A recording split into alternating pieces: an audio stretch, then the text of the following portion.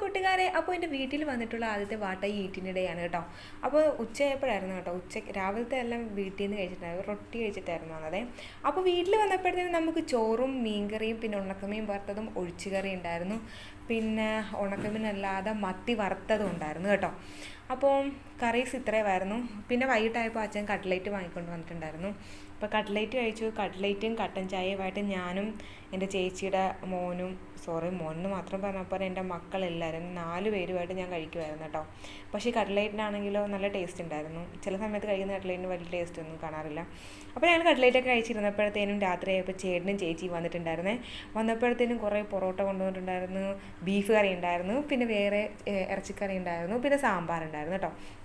അപ്പോൾ ചോറും മീൻ വറുത്തയും കാര്യങ്ങളൊക്കെ ഉണ്ടായിരുന്നെങ്കിൽ ഞാൻ കഴിച്ചത് പൊറോട്ടയാണ് കേട്ടോ. ഞങ്ങളെല്ലാവരും കൂടി പൊറോട്ട കഴിച്ചു. ചേട്ടനും ചേച്ചിയും ചോറ് കഴിച്ചു.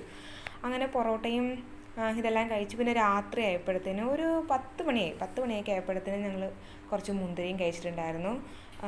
നല്ല പച്ച മുന്തിരി. ഇത് നല്ല പുളിപ്പുണ്ടായിരുന്നു, എന്നാലും എനിക്ക് ഭയങ്കര ഇഷ്ടമാണ് കേട്ടോ. ഇച്ചിരി പുളിയുള്ള ഫ്രൂട്ട്സൊക്കെ ഭയങ്കര ഇഷ്ടമാണ്. പിന്നെ ഓറഞ്ച് ഞങ്ങൾ കഴിച്ചിട്ടുണ്ടായിരുന്നു കേട്ടോ.